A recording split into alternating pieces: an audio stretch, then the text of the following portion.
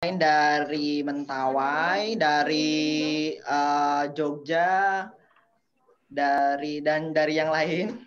Kita mulai aja dulu. Selamat siang dan selamat pagi teman-teman sekalian dari Aceh. Yang di sini dari Jogja udah ada satu orang ini, Mbak Cindy. Dari Sabu. Oh, dari Lombok sudah ada Mbak Maya. Halo Mbak Maya. Halo. Ya, dari Lombok sudah ada Mbak Maya. Dari Sabu ada Om Andi, ada Mbak Bu Berta, ada Pak Yus, dan Mas Ceria. Oke, perkenalkan dulu, saya Alfi. Di sini sebagai staf di SIP Indonesia. Akan berperan sebagai moderator di sini, di webinar kali ini.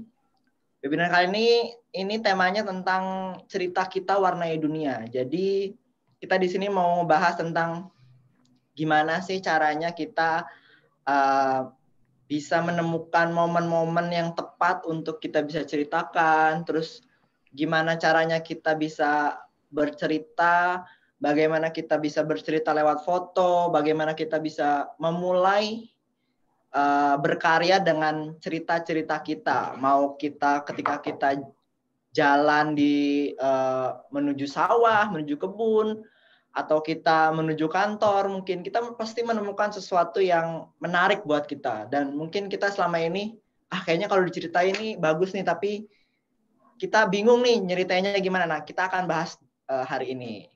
Gitu. Nah, buat teman-teman yang mungkin yang belum tahu, dan mungkin Mas Ari belum tahu, aku kenalin dulu tentang SIP ini. SIP ini organisasi NGO yang bergerak di bidang pemberdayaan masyarakat, di bidang lingkungan, kesehatan, pendidikan, dan perdamaian, dan juga bencana.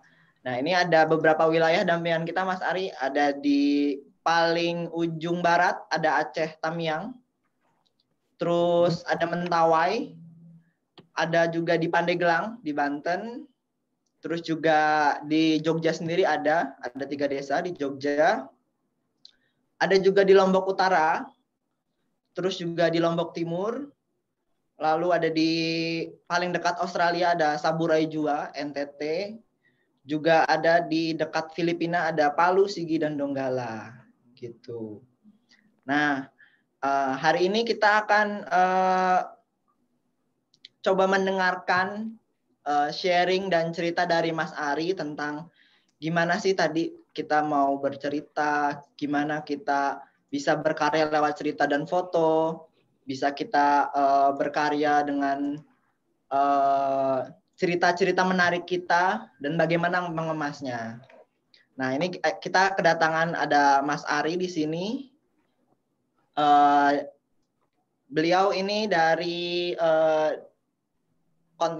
sebagai content developer di warungsate.com atau Our Daily Bread Ministry, dan beliau juga ini sebagai blogger, banyak menulis cerita di blognya sendiri yaitu di jalancerita.com. Di situ banyak cerita-cerita yang lucu, cerita menarik, dan cerita inspiratif, dan juga cerita sedih. Saya udah baca salah satu ceritanya dan itu sangat sangat mengena gitu, dengan dari kalimat-kalimatnya, dari foto-foto yang ditampilkannya itu sangat bisa membuat kita untuk membayangkan dan mengimajinasikan dari cerita-cerita itu. Oke, nah nanti setelah ada pemaparan dari Mas Ari, kita akan ada sesi tanya jawab, dan ada juga yang tidak kalah penting juga pengumuman dari lomba foto bercerita kita.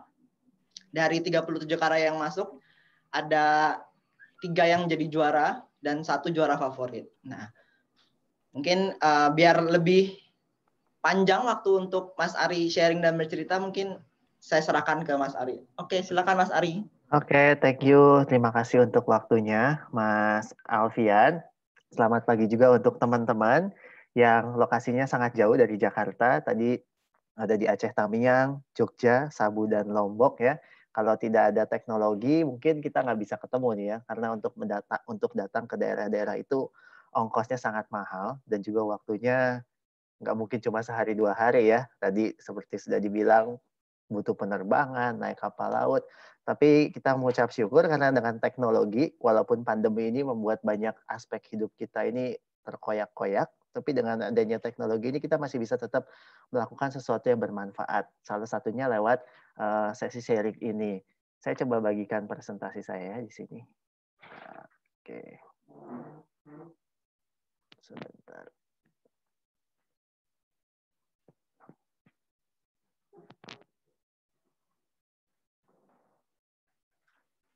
Oke, apa sudah terlihat teman-teman presentasinya Sudah di Mas sini? Ari, sudah oke.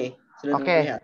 ya jadi sebenarnya waktu pas beberapa waktu lalu, tepatnya sekitar 1 bulan lalu saya dikontak oleh Yayasan SHIP tentang, ayo dong Mas bagi-bagi cerita gitu ya untuk mengisi di sesi ini, dan saya excited, saya senang ya kan, apalagi setelah tahu bahwa teman-teman dari daerah-daerah di Indonesia ini punya semangat ya untuk berkarya lewat hal-hal yang sederhana, nggak harus yang gede-gede gitu. Apalagi juga teman-teman tinggal di daerah yang secara iklim mungkin tidak senyaman teman-teman yang tinggal di perkotaan daerah Jawa. Tapi cerita-cerita teman-teman, perjuangan teman-teman itu adalah cerita yang sangat layak sebenarnya untuk dibagikan dan dikenal oleh dunia. Nah, makanya di sesi hari ini saya kasih judul cerita kita warnai dunia. Nah, dunia apa sih yang mau kita warnai? Ya dunia tempat kita tinggal bersama-sama. Kenapa kok pakai kata dunia? Kan dunia terlalu luas ya. Boro-boro keliling dunia, pindah kabupaten aja saya nggak pernah. Mungkin ya ada orang yang ngomong gitu. Tapi di tengah zaman yang sekarang ini sudah tanpa batas ya dengan hadirnya teknologi, ya apapun yang kita unggah di media sosial dan di internet, sebenarnya itu bisa menjadi konsumsi untuk orang-orang di seluruh belahan dunia. Demikian juga dengan kita konsumsi berita, informasi, film, apapun dari YouTube, dari berbagai belahan dunia tanpa kendala. Nah, oleh karena itu, kita pun sebenarnya bisa mewarnai dunia dengan cerita-cerita kita dan membuat dunia paham tentang apa sih yang kita hadapi, inspirasi apa yang kita dapat, dan biar mereka juga dapat belajar dari kisah-kisah kita. Nah, sebelumnya ada pepatah lama kan bilang, kalau nggak kenal maka nggak sayang ya. Walaupun kita belum pernah ketemu muka, dan teman-teman juga nggak bisa ngelihat saya secara langsung, tapi kita kenalan sedikit ya. Nama saya Arianto Wijaya, panggilannya Ari. Saya dulu kuliah di Jogja, aslinya orang Bandung, tapi kuliahnya di Jogja, di kampus Atmajaya Yogyakarta. Saya ambil jurusan komunikasi dengan konsentrasinya jurnalistik. Tahun 2012, lalu lulus tahun 2016, sekitar 4 tahun lalu. Dan dari situ saya bekerja sebagai content developer. Apa sih content developer itu? Sesuai dengan namanya konten ya. Jadi saya bertugas mengembangkan konten-konten yang ada di sebuah website. Dan saya sendiri bekerja di sebuah yayasan non-profit yang bergerak di bidang literasi. Jadi menulis buku-buku, teks-teks renungan, naskah-naskah literatur seperti itu, dan pekerjaan utama saya lebih sebagai editor.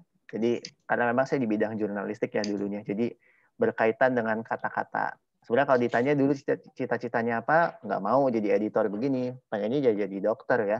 Tapi namanya hidup, tidak semua hal yang kita pengen itu terwujud ya.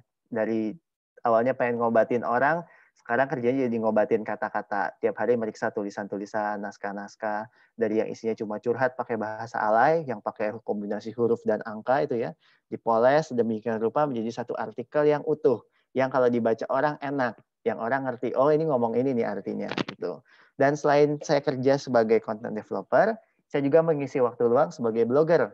Nah, ngeblog ini dulu awalnya gara-gara stres, gara-gara iseng, gara-gara bosan. Dulu di Jogja itu, kalau teman-teman yang pernah ke Jogja, kehidupan tuh rasanya nyaman banget ya. Habis pulang kampus, keangkringan sedikit, gampang bisa ngobrol sama orang. Orang baru bisa jadi teman di Jogja itu. Waktu tuh rasanya ramai lah di Jogja, teman-teman kosan segala macam. Tapi setelah pindah ke Jakarta, berubah menjadi hening. Karena di Jakarta orang udah pulang kerja ya sudah selesai ya, nggak ada interaksi lagi. Dan di kosan pun ya seperti itu, nggak saling kenal dengan tetangga. Namanya pun saya nggak tahu ya. Diajak senyum pun dia ya cuma sekedar senyum, tapi nggak ada interaksi lebih lanjut. Berawal dari kebosanan itu, dan saya juga suka jalan-jalan, akhirnya tercetuslah untuk bikin blog. Nah, blog ini sebenarnya sesuatu yang gratis ya teman-teman. Dulu waktu saya bikin itu saya nggak bayar apapun, pakai domainnya, pakai nama arianto.wordpress.com, dan ternyata setelah sekitar 1 tahun konsisten menulis, ternyata mulai ada orang-orang yang suka dengan tulisan, sehingga akhirnya saya mengganti nama menjadi Jalan Cerita. Kenapa Jalan Cerita? Karena saya punya prinsip bahwa setiap perjalanan kita tuh menyajikan cerita. Nah, itulah inti dari sebuah perjalanan. Dan perjalanan-perjalanan saya tuangkan di blog ini. Oke, itu sedikit tentang saya. Nah, obrolan hari ini kita santai-santai saja, tidak terlalu serius banget ya. Tapi diharapkan apa yang santai ini juga memberikan insight kepada teman-teman atau memberikan wawasan tentang apa sih dunia internet secara keseluruhan dan terkhusus media sosial. Kenapa media sosial? Karena kalau bicara soal internet, tentunya yang paling banyak kita pakai dari internet adalah media sosial ya di sini. Entah itu kita nonton YouTube, kita main Facebook, kita chatting, itu masih dalam satu ranah media sosial. Agaknya jarang orang beli HP cuma buat cari baca Wikipedia terus-terusan. Tentunya enggak ya. Pasti mereka beli HP untuk berkomunikasi sesuai dengan fungsi awalnya dan bersosialisasi dengan teman-temannya baik yang dekat maupun yang jauh. Nah, yang menarik adalah mengenai sosial media. Pasti kita sekarang punya lebih dari satu sosial media ya. Pasti Facebook satu, WhatsApp lah kalau orang Indonesia. Atau kalau masih anak SMA di kota, biasanya mereka punya Line. Dan yang pasti kita nonton untuk hiburan, YouTube. Kalau kita pengen cari berita secara lebih cepat, kita punya Twitter. Dan kalau dirinci banyak banget media-media sosial lainnya yang hampir setiap bulan mungkin ada media-media baru yang muncul ya. Itu. Dan juga ada Instagram yang saat ini menjadi salah satu media dengan perkembangan yang cukup signifikan ya. Itu. Nah, apa sih media sosial itu sebenarnya ya kan? Kalau kita telaah secara data pada tahun ini per tahun 2020 Indonesia itu kita punya warga penduduk sekitar 270 juta. Nah, dari 270 juta, 175,4 jutanya itu main media sosial. Banyak banget ya, berarti hampir 64% dari total populasi kita. Nah, dari manakah mereka mengakses media sosial? Kalau zaman 10 tahun lalu mungkin kita kalau pengen buka Facebook kita ke warnet. Ya, kita bayar 3.000 1 jam ya kan. Terus kita Facebookan lalu kita pulang, untuk komunikasi kita masih tetap pakai HP Nokia buat SMS-an. Sekarang udah enggak zamannya ya. 96% orang mengakses internet lewat HP. Kepemilikan HP kalau dulu masih menjadi barang yang mahal, tersier, sekarang menjadi salah satu kebutuhan pokok. Karena naluri manusia pengen berkomunikasi, dan HP ada untuk menjadi medium itu, untuk kita berkomunikasi. Itu sehingga kepemilikan HP bukan lagi menjadi barang mahal ya di Indonesia saat ini. Juga mungkin di dunia. Itu. Nah, ini secara statistik ya, ini angka, ini saya ambil dari We Are Social, salah satu lembaga di Amerika yang memang meneliti tentang karakteristik penggunaan internet dan secara khusus juga media sosial. Nah, ini adalah tentang selayang pandang kehidupan digital di seluruh dunia pada Oktober 2020. Kita kalau pernah baca berita mungkin ya, per tahun 2020 ini katanya ada 7 miliar penduduk di dunia ini. 7 miliar. Indonesia itu negara dengan penduduk terbanyak keempat di dunia, 270 juta. Ketiga itu Amerika, 350 juta penduduk. Nah, dari 7 miliar ini, 7,8 miliar ya, yang pakai HP ada berapa? Ada 5,2 miliar. Wow, banyak banget. Dari 5,2 miliar yang pakai HP, ada 4,6 miliar orang yang sudah pakai internet. Nah, berarti dunia ini menjadi semakin terhubung karena dengan mereka pakai internet ya kan, semisal nih orang yang di mana nih, kita bilang di Afrika sana kali ya, di Afrika Selatan update status, misal update apa di Instagram terus viral. Kita yang di Indonesia yang jauh di mana tadi, di Sabu sekalipun itu kalau diupload di Afrika sana kita tetap bisa akses, kita tetap bisa tahu dengan hitungannya nggak nyampe hitungan jam ya, hitungan detik bahkan kita udah bisa terhubung dengan informasi itu. Dan dari 4,6 miliar ini, 4,1 miliarnya yang sudah pakai media sosial. Jadi media sosial ini suatu dunia yang luas, yang banyak, karena miliaran orang di dalamnya. Itu. Mungkin walaupun kalau Facebook kita mungkin friend-nya cuma 100, 200 ya, tapi kalau dikalikan secara total, seisi manusia di bumi ini ada 4 miliar orang-orangnya. Banyak banget. Banyaknya pakai banget ya. Dan orang ngapain aja sih kalau media sosialan ya, atau orang ngapain aja sih kalau internetan ya.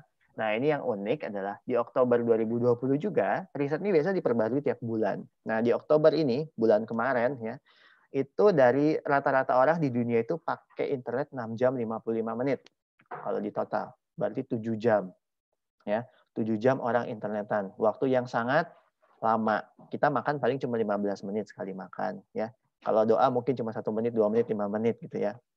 Tapi orang bisa bertahan 7 jam di internet. Ini sesuatu yang menarik ya, 7 jam di internet mantengin HP itu. Dan dari 7 jam keseluruhan ini, apa sih yang mereka lakukan? Ada 2,5 jam, 2 jam 29 menit ini mereka main sosial media. Ya, scrolling Instagram kayak Facebook-an, atau mungkin chattingan di WhatsApp ya. Dan 3 jam nonton TV. TV ini termasuk YouTube ya, Netflix segala macam. Dan 1,5 jam ini mereka dengerin musik, pakai Spotify mungkin ya, streaming.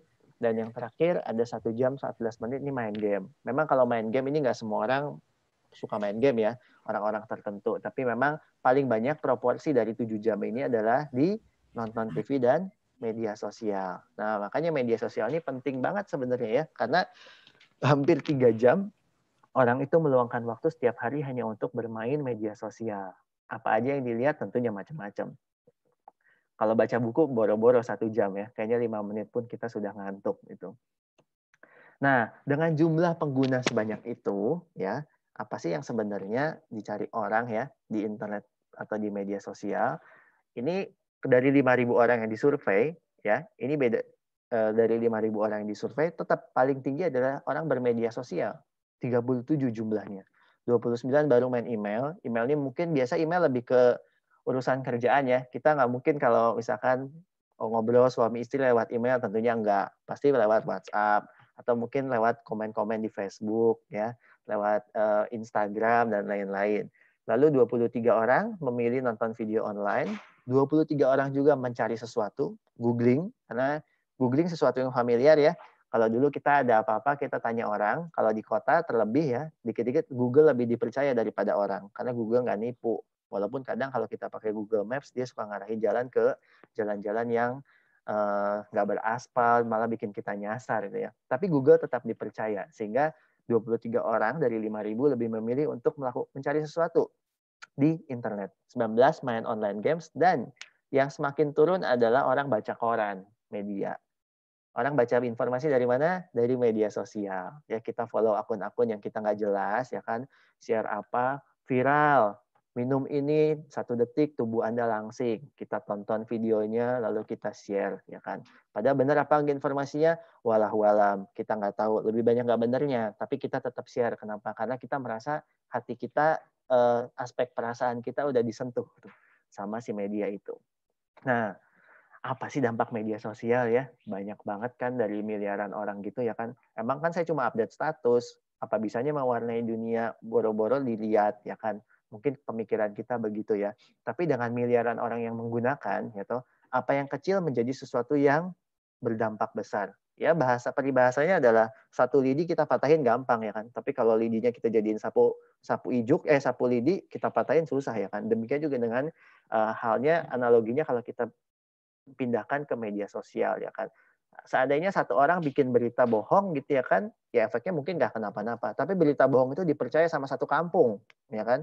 Lalu dari 1 kampung menyebar jadi 1 kecamatan, kecamatan, kabupaten, bahkan jadi 1 negara. Gimana tuh ceritanya? Nah, itu bisa jadi bahaya. Nah, kalau teman-teman lihat ini gambar di atas ini, ada bendera Inggris, sama ini bendera kanannya Uni Eropa. Jadi dulu 2016 itu sempat heboh ya, karena Inggris akhirnya memutuskan keluar dari Uni Eropa. Salah satu alasannya adalah, salah satu yang berdampak dalam keluarnya Inggris dari Uni Eropa adalah media sosial. Kok bisa? Ya, kok bisa? Jadi di media sosial itu para orang-orang yang kampanye ingin mengampanyekan Inggris keluar dari Uni Eropa itu mereka bikin postingan banyak banget tentang berita-berita yang mungkin benar ya, tetapi dibuat sensasional. Contoh sensasional gimana ya kan? Contoh semisal saya ini jatuh dari motor ya kan.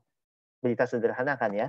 Tapi dibuat sensasional, jatuh dari motor, berguling 17 kali, tangannya patah ya kan, tangannya patah 2, kakinya patah, terus udah gitu ketemu kuntilanak semisal. Nggak make sense kan sebenarnya.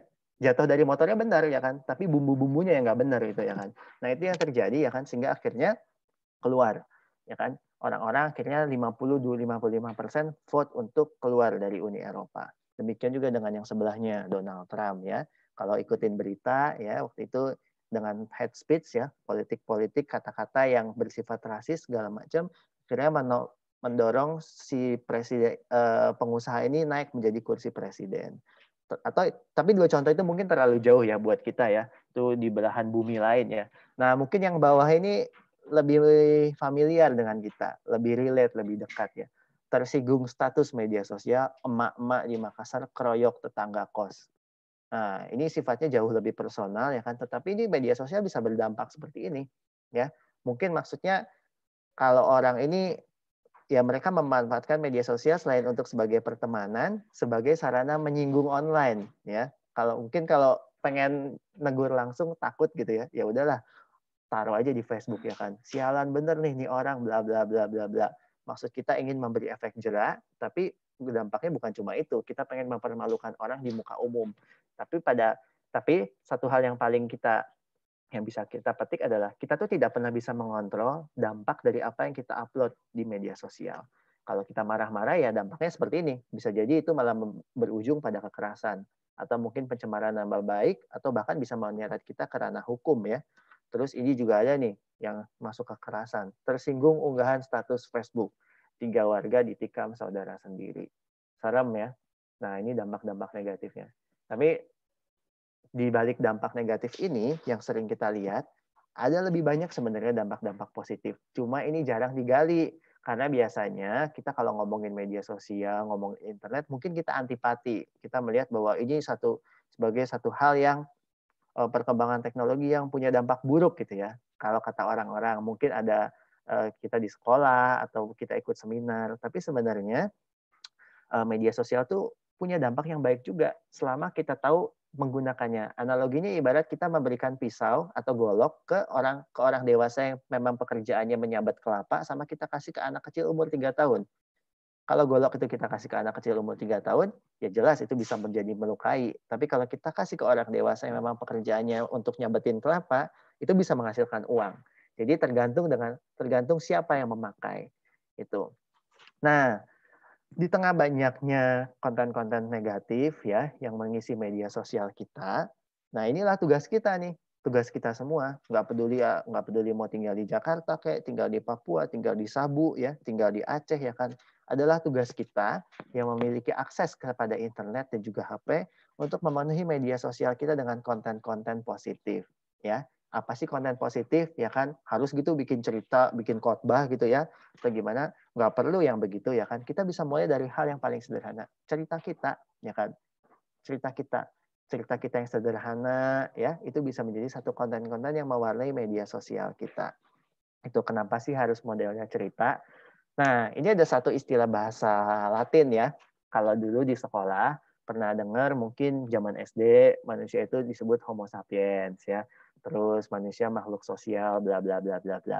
Tapi ada satu istilah lain yang mengatakan manusia itu adalah Homo fabulens atau makhluk yang bercerita.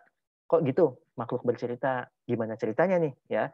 Nah, manusia kita sadar nggak sadar itu sukanya berinteraksi. Kita nggak bisa hidup tanpa orang lain tentunya ya. Itu. Dan ketika kita bertemu dengan orang lain, apa sih yang kita bagikan? Kita langsung ngasih uang? Enggak lah, gitu. Yang kita bagikan apa? Cerita.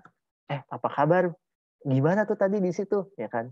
Tadi gimana kuliahnya? Tadi gimana tuh pertemuan ibu-ibunya, ya kan? Apa gitu ya kan? Kita selalu berbagi cerita. Dan itulah yang memang menjadi naluri manusia. Cerita adalah satu bagian dari yang tidak terpisahkan dari kehidupan kita. Terlepas meskipun orang itu sebenarnya sangat pendiam banget ya kan, tetapi ke orang-orang terdekatnya dia pasti berbagi cerita. Dan cerita itulah yang sebenarnya bisa kita bagikan, kita angkat ke media sosial kita menjadi konten yang bermanfaat. Gitu. Nah, tapi cerita macam apa nih yang bisa jadi cerita? Apakah semua cerita kehidupan kita bisa diangkat ya di media sosial? Karena nggak jarang mungkin kalau kita lihat bermedia sosial ada orang-orang yang curhat semua ya. Facebook dia itu atau Instagram dia atau media sosial lainnya itu seperti diari, catatan harian. Dia hari ini makan nasi pakai tempe pun dia upload ya kan. Dia hari ini tengkar sama suaminya dia upload kayak gitu. Apakah harus seperti itu ya kan? Tentunya tidak. Ada batasan-batasan juga dalam kita bercerita ya. Yang pertama, nggak semua cerita itu bisa kita sajikan. Ya, ada bagian yang memang cerita tetap kita simpan sebagai konsumsi pribadi kita, tapi juga ada bagian-bagian dalam cerita yang menarik, yang bisa menjadi inspirasi buat orang lain. Nah, itulah yang kita bagikan, yang memang menurut kita bisa menjadi inspirasi buat orang lain. Nah, cerita yang menarik itu harus ada 2 unsur. atau minimal salah satu, penting dan atau menarik. Ya, penting dan atau menarik. Kalau contoh informasi penting mungkin semisal ya kan terjadi kekeringan di Pulau Sabu. Misalkan terjadi kekeringan sudah 1 bulan warga sangat sulit mengakses air. Itu sesuatu yang penting, ya. Penting dalam artian penting bagi dunia, kita ceritakan bahwa terjadi kekurangan, harapannya dari cerita itu mungkin ada action, ada aksi berupa bantuan kayak atau apa inovasi menggali sumur atau apa segala macam, ya kan. Atau menarik bisa jadi nggak penting, ya bisa jadi nggak penting. Sebagai contoh saya kasih deh contohnya mungkin Mbak Deta, ya. Mbak Deta apa ya, sesuatu yang menarik ya.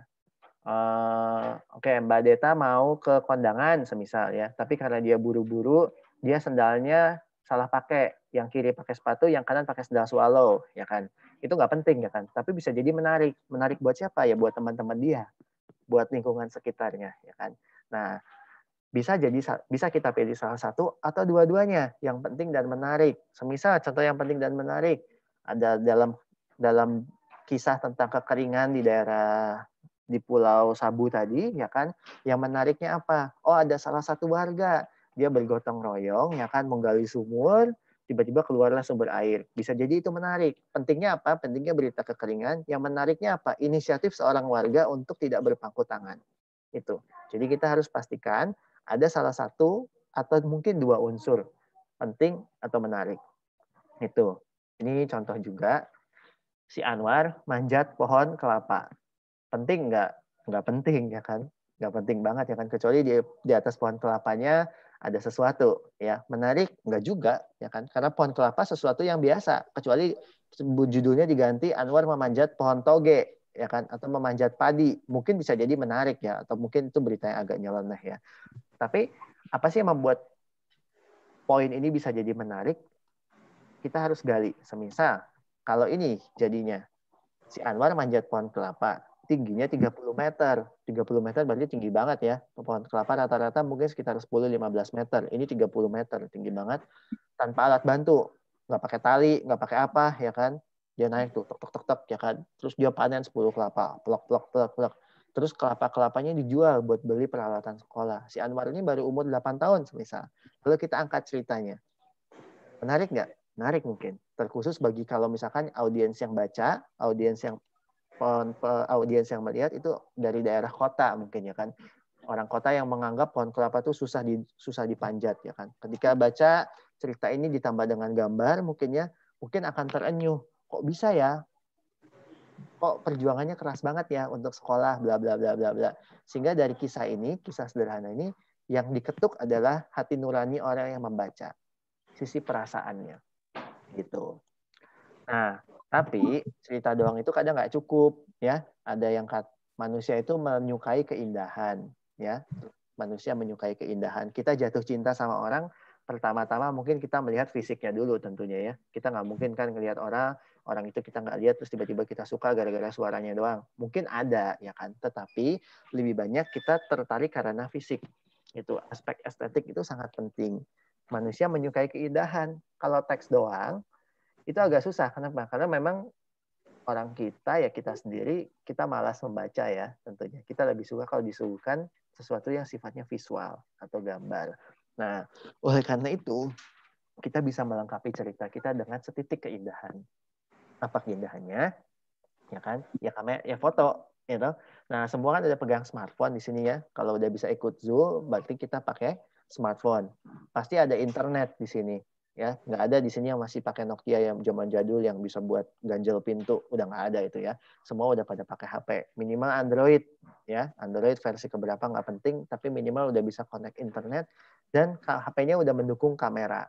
Ambil kamera kita bisa foto. Tapi saya sukanya selfie nih. Boleh nggak? Ya boleh. Selfie pun bisa jadi cerita, tapi ya ada syaratnya, ya kan? Yang pertama, yang sederhana, ketika kita mau berbagi cerita, ya sebisa mungkin kita hindari pamer ya, atau bahasanya mungkin hindari ria, ya kan. Anggaplah kita sedang cerita kepada seorang kawan karib, kawan dekat kita nih, sahabat dekat kita, ya kan. Kita pasti cerita dengan antusias. Tujuannya bukan untuk pamer, tapi memang kita pengen cerita. Ini loh ada sesuatu yang menarik yang pengen aku bagikan, ya kan. Lalu yang kedua, pilih atau jepret gambar kita, foto kita dengan posisi atau angle yang baik ya. Dengan angle yang baik. Misal mau ngambil foto pemandangan nih di belakang, gitu, tapi pengen selfie. Boleh lah kalau gitu tangannya agak jauhin. Yang diambil berarti bukan cuma mukanya doang. Kalau mukanya doang menutupi satu gambar layar HP, itu orang nggak akan dapat cerita kita. Kita pengen pamer muka di situ ya. Nah, yang ketiga, kita bisa merangkai teks kita atau narasi kita dengan sederhana. Nggak perlu tuh narasi yang harus wow banget ya pakai kata-kata puitis, nggak perlu ya kan. Sesuatu yang sederhana dengan prinsip kita bercerita. Nah, ini salah satu contoh. Ini kalau teman-teman follow Instagram saya, jadi sekitar Instagram saya namanya Jalan Cerita juga. Sesuai dengan prinsipnya, setiap perjalanan punya cerita. Saya suka jalan-jalan. Kalau Senin sampai Jumat saya kerja di kantor. Kalau Sabtu Minggu saya keluyuran. Naik motor kayak, naik kereta kayak, kemana aja gitu ya. Nah, setiap perjalanan saya biasa saya bagikan di media sosial. Tujuannya bukan untuk pamer, bukan untuk pamer bahwa saya ini suka jalan-jalan gitu, enggak ya kan. Tapi saya pengen membagi cerita ke teman-teman bahwa ada tempat-tempat ya, ada satu kisah perjalanan yang sebenarnya menarik untuk kita ikuti atau minimal menginspirasi kita untuk tidak jenuh lah dengan rutinitas ya. Nah, kalau saya sendiri ini gambar biasa orang kendala adalah orang bilang ya kan, aduh kalau motret saya nggak bisa motret lah. Motret-motret bagus kan harus pakai kamera yang mahal, SLR. Belum tentu. Ya memang saya pakai SLR, tapi dalam beberapa saya pakai HP juga. Yang kanan ini saya pakai HP. Jadi bulan lalu saya jalan-jalan ke belakang kolong jalan tol di Jakarta itu daerah Ancol. Ternyata nemu ada satu gudang tua. Peninggalan Belanda, umurnya 400 tahun lebih. Saya jalan-jalan, lalu saya foto-foto, dan saya upload teks di sini ya, menyusuri Jakarta Lama. Saya kasih judul seperti itu. Atau perjalanan-perjalanan lain yang memang saya upload, dan ini untuk apa ya? Ini sebenarnya ciri khas seseorang aja. Teman-teman kalau mau upload tak bebas karena media sosial itu adalah media kita pribadi. Kita bebas berkreasi sesuka kita di sini ya. Nah, kalau saya sendiri saya suka berkreasi dengan menambahkan teks. Lagi-lagi karena saya lulusan jurnalistik ya, ada darah wartawannya lah. Jadi saya suka menambahkan sedikit cerita, sedikit judul di setiap foto yang saya upload itu. Nah, teksnya seperti apa ya kan? Ini salah satu contoh. Juli 2015 itu 1 bulan saya di Sumatera. Saya sempat ke Aceh 2 minggu, dari Banda Aceh, Sabang, Takengon, Kutacane, sampai ke Padang jalur darat. Waktu itu saya bukan bekerja ya, hitungannya saya dapat kesempatan menjadi guide dari seorang teman, dia orang Jerman dan dia pengen ke Sumatera. Tapi kan dia orang Jerman, bule nggak bisa bahasa Indonesia. Sehingga diajak saya untuk menemani, dan 1 bulan itu ya saya keliling Sumatera lah hitungannya ya, tanpa bayar sepeser pun, dibayarin, disponsorin. Nah, saya ambil beberapa foto nih. Ini ketika saya naik ke Gunung Sibayak ya. Saya kasih aja cerita seperti ini, sesuatu yang ceritanya sederhana aja ya kan. 10 Juli 2015, Gunung Sinabung batuk. Abunya jatuh sampai ke kota Brastagi. Esoknya, kami tetap berangkat naik ke puncak Sibayak, gunung berapi tetangga dari Sinabung. Puncak Sibayak tingginya berkisar 2.300 meter dan treknya tidak terlalu sulit. Tapi di tiap pijakan, kaki bergetar hebat. Jatuh saat trekking di hutan Gunung Leser 2 minggu sebelumnya masih menyisakan trauma. Hati saya membatin. Kalau sampai jatuh lagi di sini, mungkin yang pulang ke Jogja tinggal namanya doang nih. Nah, Kemonari, kata si bule, you can do it. Kita udah pergi sejauh ini nih, jadi kita bisa sampai puncak, kata si Jo, bule berjaket biru. Ia pun mengulurkan tangannya, menarik saya dari posisi tersungkur. Perlahan tapi pasti, kami pun tiba di puncak. Rasa senangnya nggak terkatakan. Tapi sayang, waktu perjalanan ini dilakoni, saya nggak bawa tripod. Jadi kalau foto harus saling memfotokan. Menaruh kamera di batu nggak jadi opsi, mengingat anginnya kencang dan bisa saja kameranya menggelundung ke dalam kawah. 7 bulan sebelumnya kameraku nyemplung dan tenggelam di danau Cirata. Ini suatu cerita yang personal sebenarnya. Saya cerita bahwa ketika saya naik ke puncak Sibayak saya ketakutan, terus saya jatuh takut mati, takut meninggal ya kan. Tapi si bule teman saya ini menawarkan pertolongan. Nah, ini cerita yang saya highlight di sini, saya angkat gitu. Responnya cukup baik ya. Kalau dilihat like ada sekitar 145 orang yang nge-like. Ini sebenarnya bukan jadi tolak ukur kalau like ya, jumlah like, jumlah apa segala macam. Tapi dari orang-orang yang komen, mereka mengomentari kisah itu menunjukkan bahwa kisah kita mengena di hati mereka. Minimal mereka bacalah kisah kita. Ini salah satu contoh lagi. Ini ceritanya awal tahun ini Jakarta banjir tanggal 2 Januari ya. Banjirnya sekitar 3 hari. Nah, itu karena banjir, akhirnya saya keluar, saya ambil kamera, saya keliling, saya foto-foto. Saya upload cerita, ya kan. Saya upload cerita seperti ini. Sekitar jam 6, rekan yang mengungsi di kantor mengajak saya untuk ngecek rumahnya yang terdampak banjir di daerah Bojong, Jakarta Barat. Jika di daerah lain banjir mulai surut dan bisa dilalui kendaraan, beberapa wilayah di Jakarta Barat yang bertepian dengan Kali Mokofat masih beda nasibnya. Di bawah perempatan Cengkareng, lalu lintas kacau. Traffic lights tidak berfungsi karena listriknya mati. Motor-motor diperbolehkan masuk dalam tol. Di tepi jalan arteri, air mengalir hampir sepaha orang dewasa. Warga mengupayakan evakuasi mandiri. Ada yang jalan kaki, naik sepeda, dan naik truk. Masuk lebih dalam, di permukiman belakang jalan yang mengarah ke Bojong, airnya lebih tinggi dan deras. Selepas maghrib, suasananya gelap gulita. Warga menanti dengan pasrah, bila mana banjir segera surut. Semoga banjir lekas surut. Doakanlah Jakarta, kawan, dimanapun kalian berada. Ini narasi yang simpel sebenarnya, sederhana. Saya cuma pengen mendeskripsikan bahwa ini loh masih banjir di Jakarta, dan tujuan dari upload ini ada di kalimat terakhir. Doain teman-teman, ayo walaupun kalian nggak kena banjir, doainlah Jakarta inilah minimal supaya cepat surut gitu. Nah, terus selain itu ada beberapa contoh lain. Ini ada satu fotografer Kompas ya. Dia ceritanya memfoto tentang kehidupan di Gunung Merapi. Gunung Merapi kita tahu ini lagi batuk ya belakangan ini, mungkin akan meletus, tetapi kita masih nggak tahu bagaimana dan seperti apa dampaknya.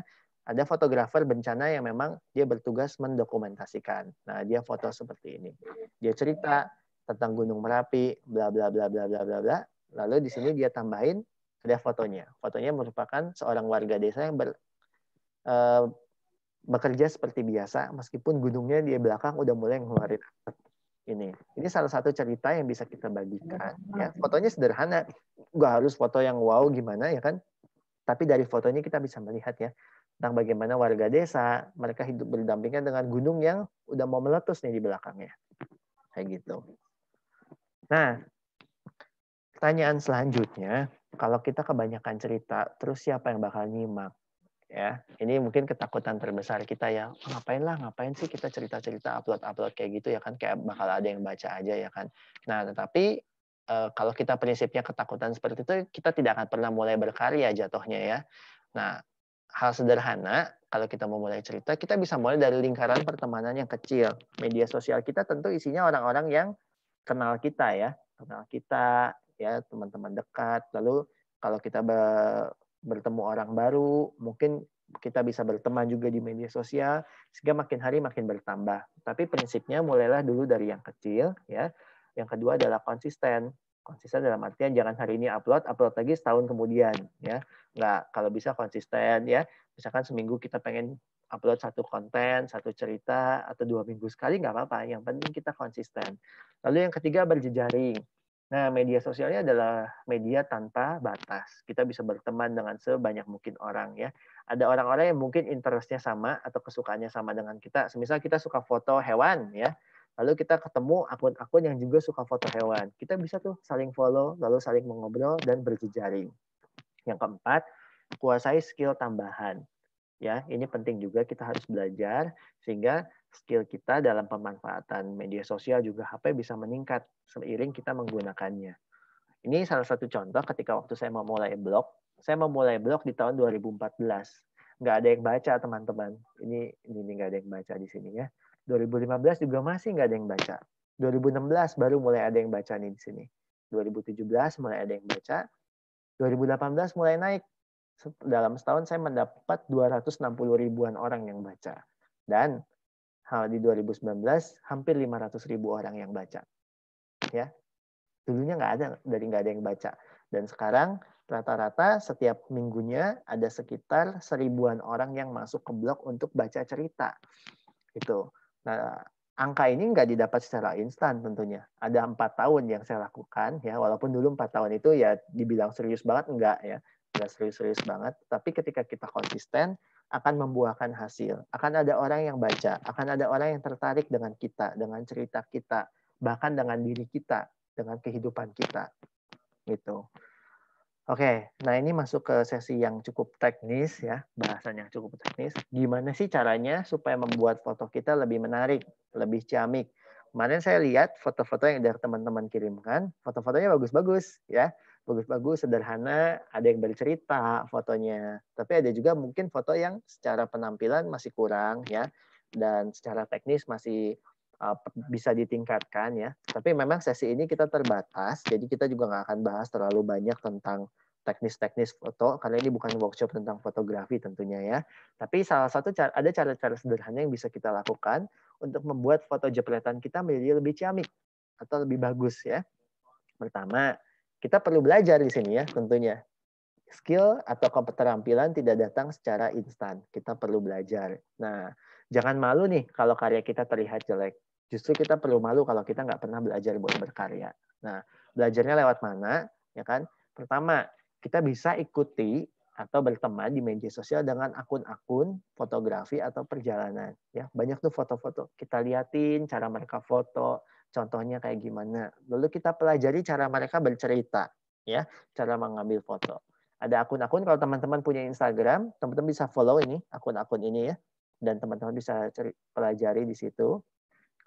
Lalu yang kedua, kita bisa download aplikasi penunjang di HP kita untuk mempercantik foto. Ya, mempercantik ya, bukan memanipulasi, bukan mengedit yang mukanya dari, kalau kita foto selfie yang mukanya gelap, dibuat jadi glowing putih banget, enggak, bukan itu tujuannya, tetapi membuat supaya pesan foto kita, gambar kita lebih bisa dimaknai oleh audiens atau pembaca. Contohnya kita bisa pakai Adobe Lightroom, Canva, VSCO dan lain-lainnya. Teman-teman bisa explore, bisa jelajahi sendiri nanti ya di HP masing-masing, bisa mulai download.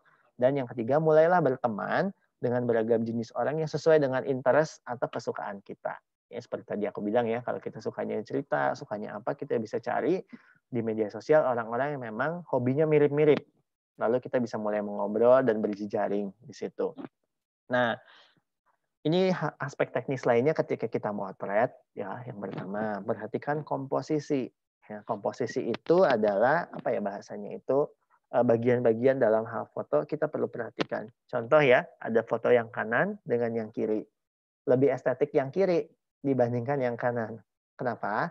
Lihat, yang kiri si jembatan melengkung ini tepat di tengah.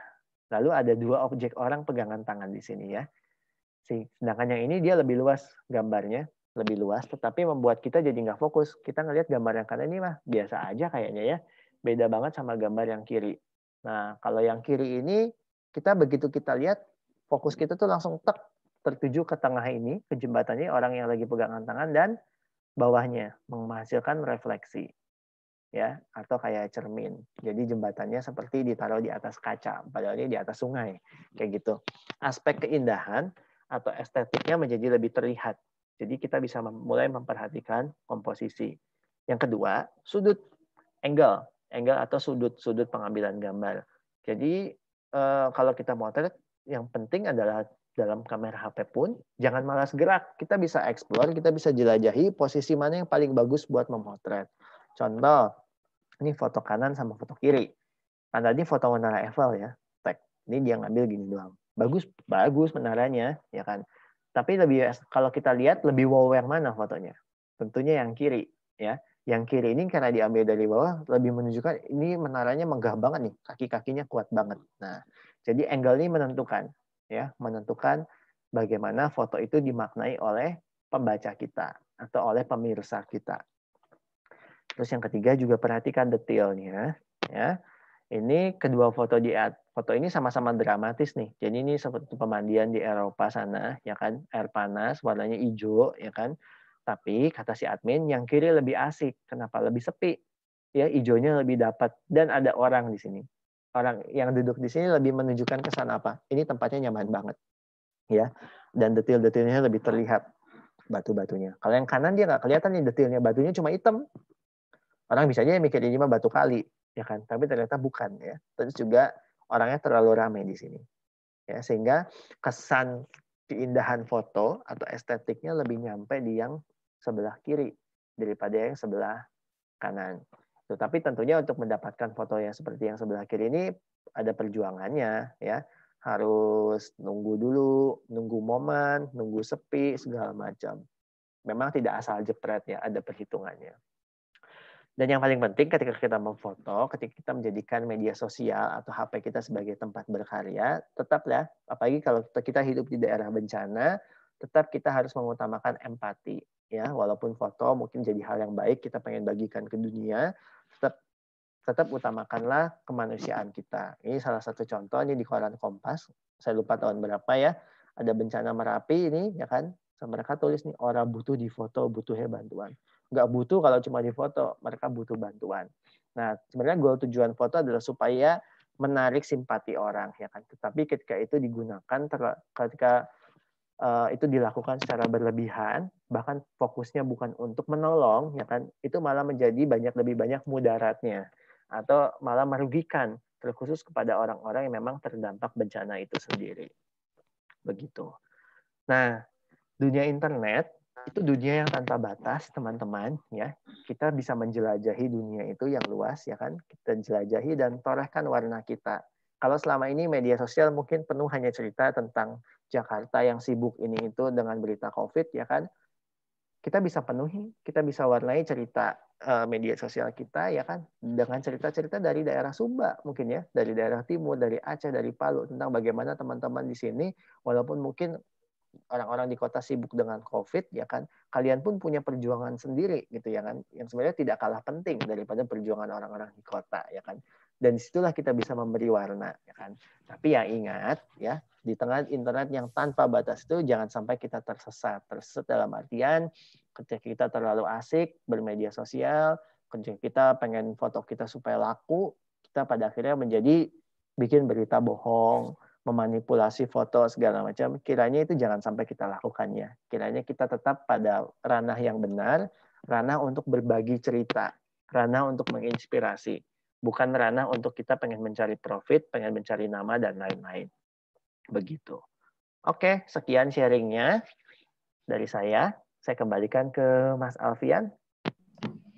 Oke, Mas Ari.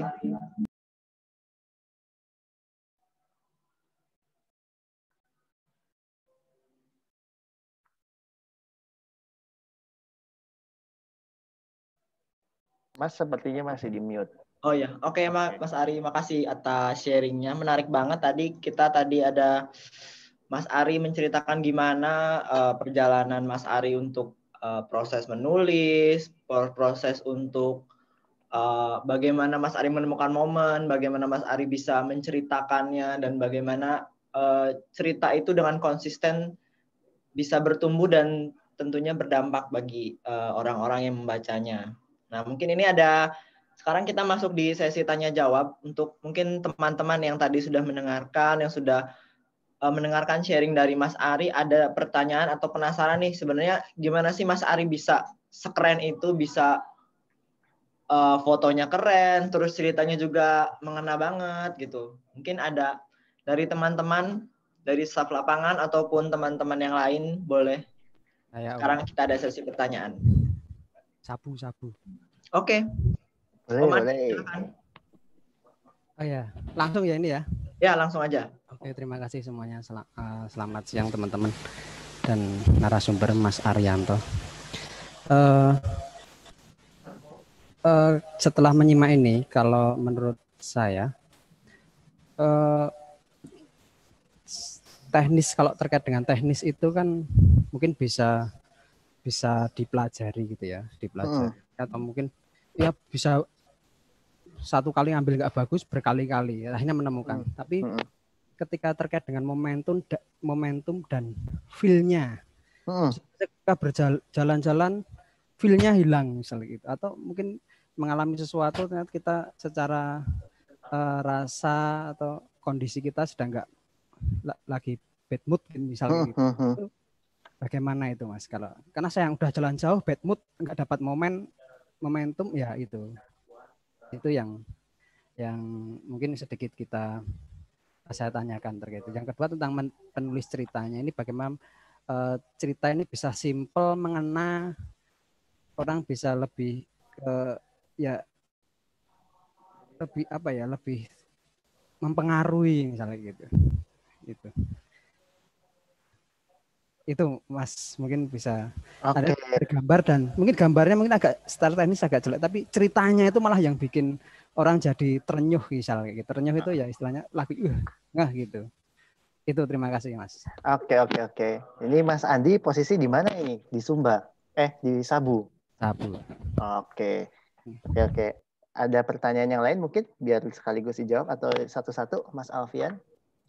Ini ada pertanyaan lagi satu dari di komen, di chat. Itu seringkali saya merasa nggak pede kalau upload di sosmed. Terus ada tips nggak Mas terkait untuk meningkatkan rasa percaya diri untuk upload di sosmed kita? Misalnya kita ini udah punya niat nih untuk bercerita, untuk udah punya foto yang menurut kita bagus, tapi kita masih kayak minder, nanti di komen jelek, nanti di komen ngapain sih upload kayak gitu. Nah itu ada tips nggak biar kita terus maju gitu, nggak minder. Itu. Oke. Ini 2 pertanyaan dulu itu Mas. Dari Mentawai. Oh Mentawai, oke. Oke. Silakan Om. Oh ya, terima kasih atas waktu yang diberikan. Mohon maaf untuk narasumber yang kami hormati, Mas Arianto. Salam kenal. Salam kenal juga Mas. Heri Widodo dari Mentawai. Ya, saya langsung aja. Tadi sempat disinggung mamanya bagaimana ada 2 hal ya, etika dan momentum.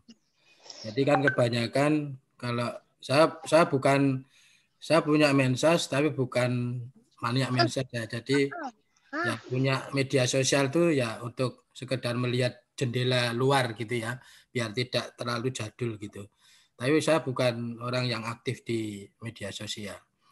Pertama mungkin yang dalam konteks etika tadi, kebanyakan kan sampai orang mau mandi diupload, mau makan, mau sisir diupload. Kadang dia pamit sama bosnya sakit, ternyata uploadannya sedang berpacaran di Bali dan sebagainya. Itu etika dan itu ya kadang geli-geli gimana gitu kan. Terus yang mensiasati seperti itu tuh bagaimana nanti karena sudah banyaknya yang seperti itu akhirnya sulit membedakan pada waktu kita mengupload sesuatu itu mana yang narsis dengan etika tadi, mana yang sesungguhnya ini bercerita. Itu yang pertama. Yang kedua itu adalah momentum. Jadi kan media sosial yang di-share itu kan banyak ya, ada FB, ada Instagram, ada beberapa lah. Momentum yang seperti apa seandainya kita itu ingin memberikan narasi atau ingin menceritakan singkat, tapi itu bisa dipahami oleh netizen yang banyak itu bahwa itu tidak sekedar mengupload, tapi sebenarnya ada makna yang diberikan atau campaign atau sesuatu pesan yang akan diberikan ke halayak ramai gitu loh. Ya entah mengirim posisi orang, empati orang, atau memosisikan tadi dalam konteks pekerjaan maupun sesuatu lah. Bagaimana memilahkan yang 2 hal tadi itu Mas Arianto. Mungkin itu aja dulu Mas Arianto, karena saya tuh ya sering membuka mensos tapi saya sangat berhati-hati. Yang jelas saya sangat berhati-hati dalam konteks memberikan apapun di dalam media sosial. Jadi saya ingin belajar pertama tentang etika, yang kedua bagaimana momentumnya, bahwa kalau kita memberikan sesuatu itu betul-betul itu bermanfaat, tidak hanya sekedar sharing di media sosial. Itu Mas Arianto. Sebelumnya banyak terima kasih.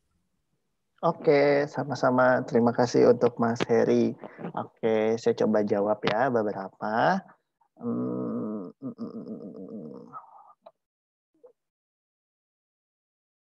Oke, saya jawab dulu dari Mas Andi ya. Pertanyaannya menarik ya. Yang pertama tadi konfirmasi bahwa ya teknis memang sangat bisa dipelajari ya. Kalau teknis karena kita tinggal nonton YouTube segala macam pun kita bisa belajar. Saya sendiri pun belajarnya banyaknya amatiran ya.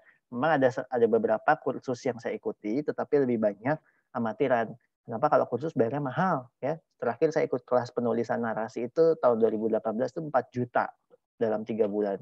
Mahal banget ya. Tapi kalau kita belajar sendiri dan setelah itu saya lebih banyak belajar mandiri sih ya. Kalau saya pengen belajar nulis, yang saya lakukan waktu itu adalah saya lihat satu website tulisan-tulisan menurut saya menarik. Lalu saya tulis ulang, saya ketik ulang. Supaya apa ya kan? Supaya gaya si penulis itu tuh merasuk di dalam jiwa saya gitu ya kan. Tulis ya kan sekitar 3 bulan lah. Sampai akhirnya mulai terbiasa, pemilihan kata mulai banyak, kosakata saya segala macam. Nah, kalau terkait momentum ya, kadang kan kalau kita pergi pengen ngambil foto, terus tiba-tiba kita bad mood. Nah, itu gimana mengatasinya? Nah, sebenarnya kalau mengatasi bad mood itu sesuatu yang personal sekali ya. Karena setiap orang kan punya penyelesaian bad mood yang berbeda ya. Ada orang yang kalau bad mood, dia penyelesaian dengan tidur ya. Aduh dia capek, bete, kesel ya kan, ya udah dia tidur dulu ya kan. Ada juga yang penyelesaiannya makan. Nah, itu personal, tergantung tiap orang. Tetapi yang paling penting ketika kita sudah melakukan perjalanan dan kita ingin mendokumentasi, ya kan, lalu tiba-tiba kita bad mood, karena faktor-faktor eksternal mungkin ya, tiba-tiba mungkin teman kita ngaret, ya, atau teman kita lupa bawa sesuatu, atau tiba-tiba hujan gede, segala macam, ya memang faktor eksternal itu kita nggak bisa kendaliin. Tapi satu hal yang pasti, kita selalu bisa mengendalikan internal kita, atau diri kita sendiri.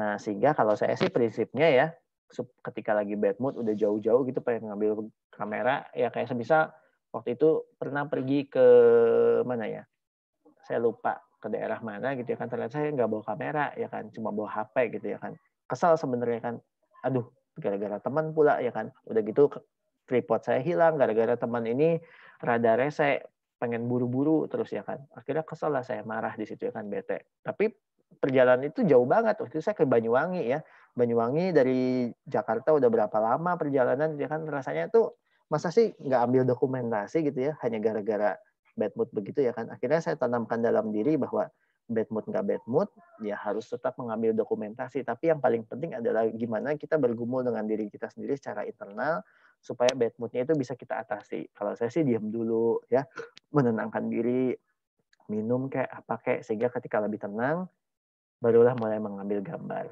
gitu. Karena kalau hati kita lebih tenang ya, mood kita baik, kita lebih gampang tuh menangkap momen-momen di sekitar kita gitu. Yang kedua, nah gimana caranya menulis cerita itu simpel, mengena dan mempengaruhi. Ini sebenarnya teknis ya. Tapi dalam artian kalau dalam cerita itu yang penting adalah kita menambahkan detail. Satu, detail, terus yang kedua ada alur ya. Janganlah kalau saya mau cerita soal satu pemakaman Belanda. Pemakaman itu kan sesuatu yang biasa aja ya. Kalau saya cuma cerita ini pemakaman Belanda di Jakarta tahun 1820 terbuat dari marmer. Nyentuh nggak? Nggak nyentuh ya. Sehingga gimana caranya untuk mencapai tahap cerita itu bisa menyentuh, kita harus menggali. Nah, menggali ini memang butuh upaya ekstra ya toh. Galinya apa aja? Gali ceritanya ya kan. Semisal pengen ngupload foto tentang, saya lihat kemarin di hasil karya ada cerita, ada gambar-gambar soal salah satu yang menurut saya menarik adalah yang anak main laptop di pinggir jalan. Gambarnya bagus tuh ya. Ada momen main laptop kok di pinggir jalan. Laptop tuh identik di meja dong, bukan di pinggir jalan. Apalagi jalannya berdebu ya kan. Tapi foto itu memberikan kesan yang ngerasa kok ini main laptop pinggir jalan satu ya kan. Lalu ceritanya, bagaimana ceritanya bisa menarik adalah satu, ditambahkan human interest itu tentang kenapa anak itu main di jalan. Kalau teksnya cuma ditambahin bilang seorang anak bermain laptop pinggir jalan titik, nyentuh enggak ya kan. Tapi kalau misalkan kita cerita ya kan, semisal namanya Sari ya, Sari umur 7 tahun kan, sudah 12 hari semisal dia berjuang mencari internet ya kan, ternyata ada seorang di dekat situ ada kafe ya kan, ada kafe yang ada wifi ya kan, tapi si Sari ini ketakutan tuh untuk ke situ karena ditakut dituduh nyolong wifi ya kan, jadi dia cari tempat-tempat yang masih dekat kafe itu di pinggir jalan tapi masih kena sinyal wifi-nya, lalu dia belajar online dari situ. Nyentuh nggak? Nyentuh banget ceritanya di situ ya. Jadi harus ada gali, kita tanya, kalau bisa kita tanya orang itu ya kan. Atau kalau sekarang kan di zaman internet, kita bisa gali pengetahuan di situ. Saya kasih contoh satu tulisan yang ya sebentar kok hilang ya.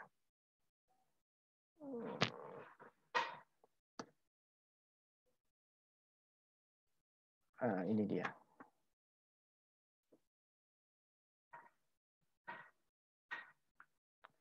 Oke, ini terlihat ya di blog ceritanya. Waktu itu tuh saya cerita soal cerita yang cukup simpel adalah ini. Mana ya?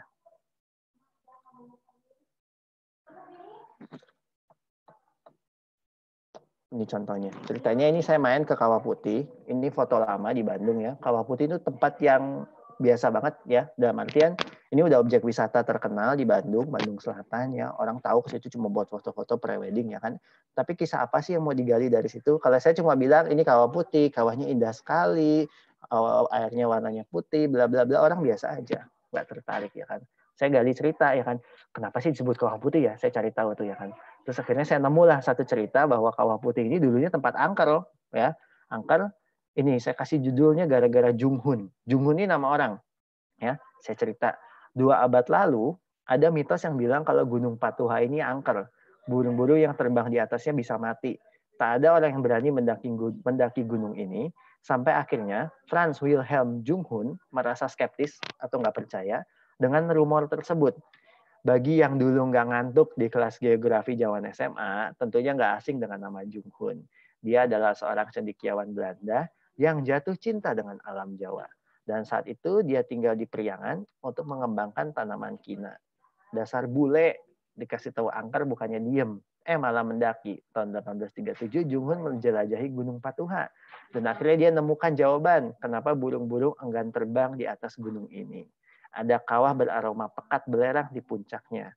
Tahun 1987, barulah Kawah Putih ini diresmikan sebagai objek wisata dan sering juga jadi tempat foto sebelum nikah, alias pre-wedding. Intinya saya cuma mau bilang ini loh Kawah Putih gitu ya kan. Tapi saya gali dari angle sejarahnya dulu, dari sudut pandang sejarahnya dulu ya kan. Itu dan responnya lumayan. Kan ada yang komen, suka nih sama narasinya katanya gitu ya kan. Walaupun komen-komen ini tidak selalu jadi jaminan bahwa apa yang kita upload, karya kita itu baik ya kan, tidak selalu jadi jaminan ya kan, tetapi dengan hadirnya komen berarti menunjukkan teks kita menarik buat dibaca. Itu. Jadi salah satu caranya gimana buat kita cerita simpel, mengena dan mempengaruhi. Satu, kita explore, kita gali, lalu kita rangkai secara sederhana, tapi nggak usah terlalu lebay, tidak harus pakai kata-kata sangat puitis ya. Biasanya orang kalau upload Instagram seringnya tuh pakai apa ya, kata-kata bijak. Ya bagus sih memang ya kata-kata bijak cari di Google gitu ya kan. Tapi kadang nggak relate ya. Misal upload foto selfie gede gitu ya kan, dia bilang ya kan, cintai dirimu, terima masa lalumu, bla bla bla bla bla ya kan. Nah orang malah jadi bingung gitu ya kan. Itu jadi kita bisa gali ya, kita bisa gali. Kita kalau ada orang bisa kita tanya, ya kita bisa tanya ya, gali cerita. Itu lalu kita kemas ya kan, kasih detail-detail sedikit, dan yang paling penting adalah kita tambahkan rasa. Rasa itu adalah ya pemilihan kata kita, ya kan, interest kita. Pokoknya apa yang kita lihat dalam mata ya, kita tuangkan ke bentuk teks ya, dari mata turun ke jari, bentuknya menjadi teks kalimat kata-kata. Begitu. Itu untuk yang pertama. Nah, yang kedua itu suka nggak pede kalau upload di sosmed. Tips buat percaya ini sebenarnya lebih ke psikis ya. Tapi memang satu hal yang perlu kita tanamkan dalam hati, internet itu kan dunia tanpa batas ya, satu. Dan yang kedua adalah kita tuh tidak pernah bisa mengendalikan respon orang lain terhadap kita. Kita nggak bisa, sangat nggak bisa. Dan medsos itu cukup bahaya. Bahayanya tanda kutip di sini kenapa? Karena orang bisa lebih bertaring daripada di dunia nyata. Kenapa bisa kayak gitu? Dia bisa aja komen dengan kata-kata kasar, dengan kata-kata yang sangat menjatuhkan, karena dia nggak ketemu fisik. Ya, kita nggak ketemu fisik. Kita kalau ngomong kasar depan orang, kita bisa langsung ditampar ya, kita bisa langsung baku hantam. Tapi dengan di medsos mana bisa sih baku hantam? Ya kan, identitas pun tersamarkan.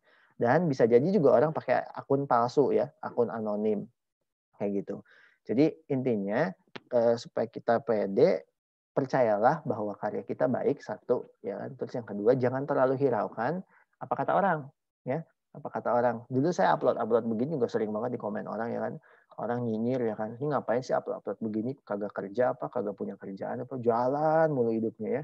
Netizen tuh orang akan selalu punya komentar untuk diberikan kepada kita. Bisa jadi baik, bisa jadi buruk ya. Tapi di sinilah tugas kita filter yang baik ya, yang buruk kita buang. Itu.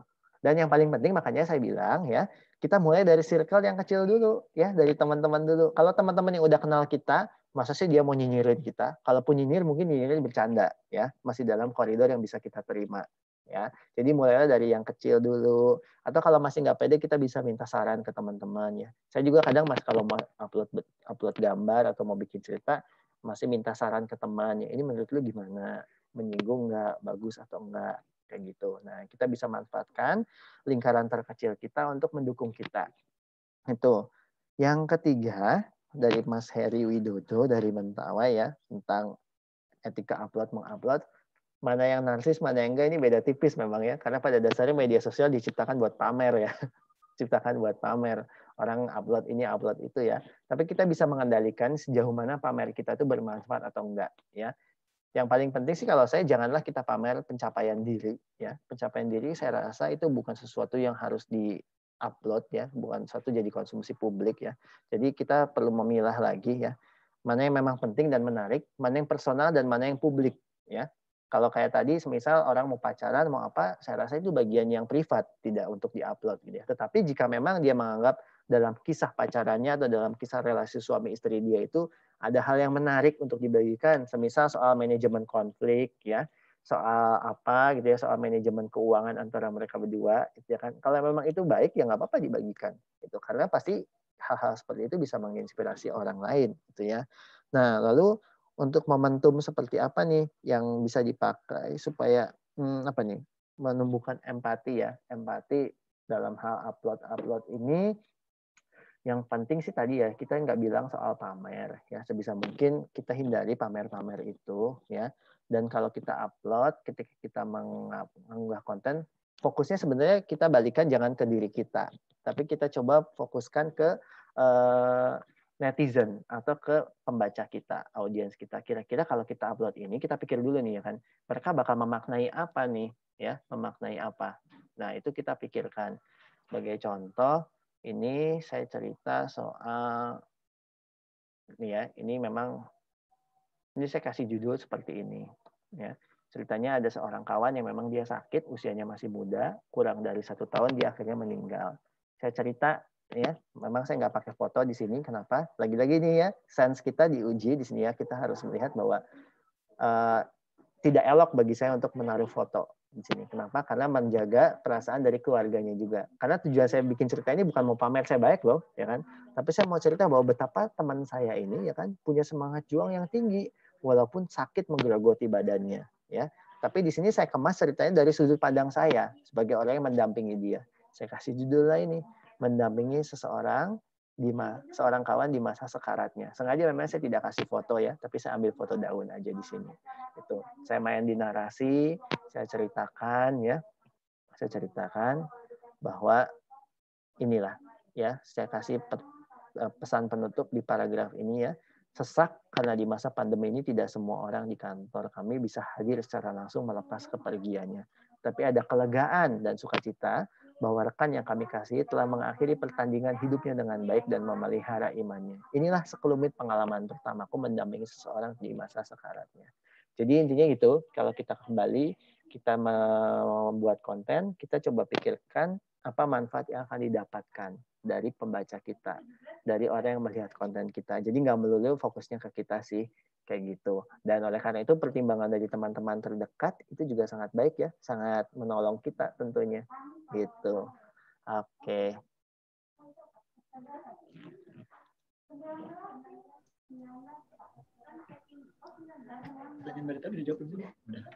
Oke, Mas Ari, terima kasih atas jawabannya. Sangat apa ya? Oh, Mas ada yang mau tanya? Siapa lagi? Oh, Om Ridho. Oh, Aceh, oke. Monggo. Monggo.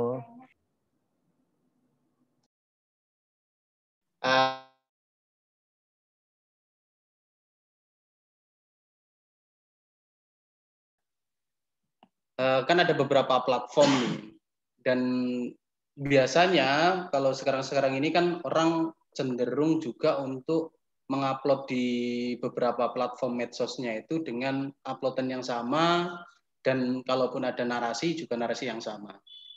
Itu kira-kira berefek nggak sih pada audiens? Maksudnya orang yang melihat akhirnya lebih cenderung akan jenuh atau lebih enak untuk difokuskan ketika mengupload di medsos itu hanya salah satu platform saja gitu agar lebih maksimal gitu. Itu satu. Terus yang kedua, saya tertarik dengan ceritanya Mas Ari yang memulai dari tahun 2000 berapa 14 atau berapa itu tadi, itu perkembangan grafiknya kan cukup, kalau di bawah perasaan pasti cukup menyayat hati lah kayak gitu kan. Iya. Nah, gimana sih pertama yang dirasakan Mas Ari lah kayak gitu. Terus yang kedua, apa yang harus dilakukan dalam kondisi-kondisi seperti itu agar tetap bisa. Oke Mas, dengan siapa ini Mas? Rido. Mas Rido, Mas Rido di mana ini? Di Aceh. Mas Rido di Aceh. Oke, Mas Rido, terima kasih. Mungkin itu. Terima kasih Mas Ari. Ya, terima kasih Mas Rido buat pertanyaannya. Nah, kalau mengenai beberapa platform, ini menarik ya, karena media sosial sekarang bejibun, banyak banget, nggak cuma satu ya. Nah, ini kita harus melakukan analisa dulu, analisa secara sendiri, yang mandiri, audiens atau pemirsa media sosial kita itu siapa aja ya. Nah, biasanya kalau saya sendiri membagi-bagi, ada Instagram, ada Facebook, dan juga ada WhatsApp. Nah, Instagram ini biasanya pemirsanya lebih muda ya, biasanya Instagramnya orang-orangnya lebih muda. Kalau di kasus saya ya, Instagram ini biasanya isinya teman kuliah ya, atau teman-teman pembaca blog yang biasa umurnya masih 20-an itu. Sedangkan kalau di Facebook itu banyaknya orang tua. Ya, orang tua nih kalau di saya. Isinya orang tua, dosen dulu lah, atau temannya, mamahnya teman saya, bla bla bla bla. Karena secara usia beda, berarti kontennya kalau saya harus dibedain dong ya. Karena apa yang saya tulis di IG belum tentu orang tua paham. Kayak gitu. Jadi biasanya saya ganti tuh. Kalau di Facebook biasa saya jarang upload soal jalan-jalan ya kalau di Facebook ya, karena isinya orang tua. Yang ada nanti saya malah dihujat. Ini anak kok nggak kerja ya, malah jalan-jalan mulu ya. Jadi kalau ngomongin soal perjalanan saya biasa mainnya di IG gitu ya. Kalau di Facebook biasa lebih yang sifatnya lebih personal, karena Facebook tidak sebesar IG pertemanan saya ya, karena close friend juga ya kan. Kalau di Facebook itu biasa lebih cerita soal di kantor tentang pencapaian apa gitu ya kan. Hari ini dapat apa begitu ya, terima anak magang atau apa ya kan. Hal-hal yang lebih sifatnya lebih personal itu baru saya taruh di Facebook. Tapi boleh nggak kontennya disamain? Boleh ya. Kalau saya sendiri, karena saya mengelola satu website ya, dan dengan audiens sekitar 12.000 orang satu harinya, dan website yang saya kelola ini follower di Instagramnya 120.000, di Facebook 60.000 ya.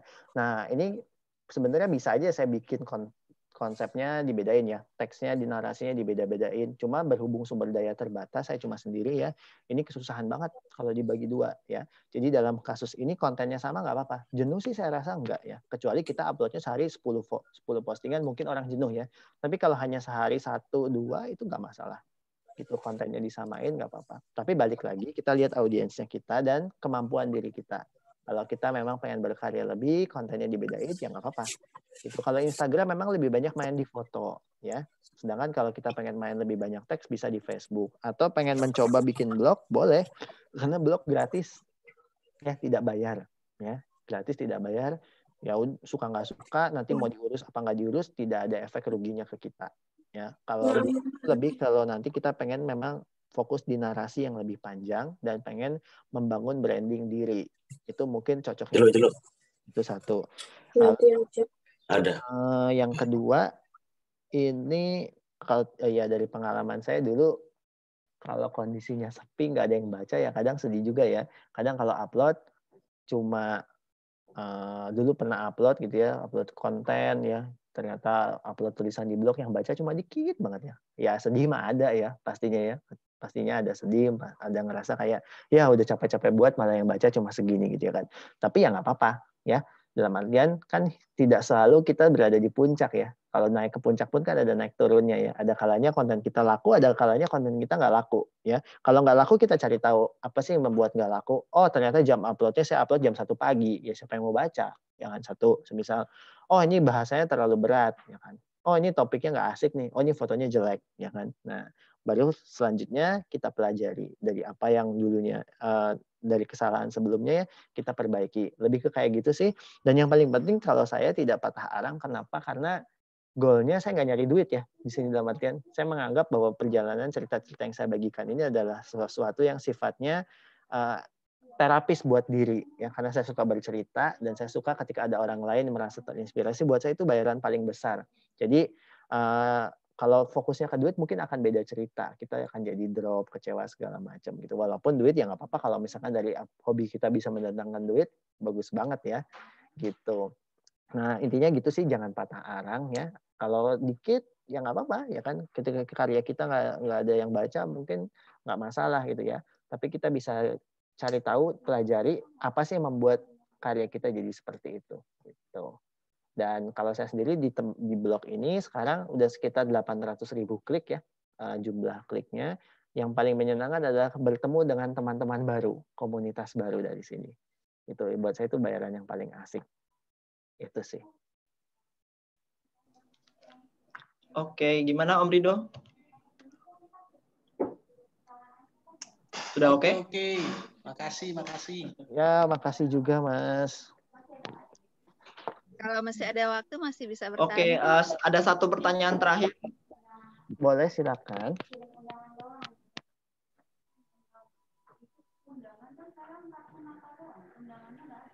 Ya, sepertinya freezing ya. Silakan Bu Berta, pertanyaannya. Ya, terima kasih Pak atas waktunya. Sebenarnya ini menarik sekali tentang bagaimana kita menulis sesuatu, khusus buat kami yang ada di daerah terpencil ini Pak. Jujur, kalau saya sendiri sebenarnya orangnya gaptek. Tapi kalau urusan selfie, urusan muat di medsos, di FB, itu biasanya kerjaannya ibu-ibu paling doyan.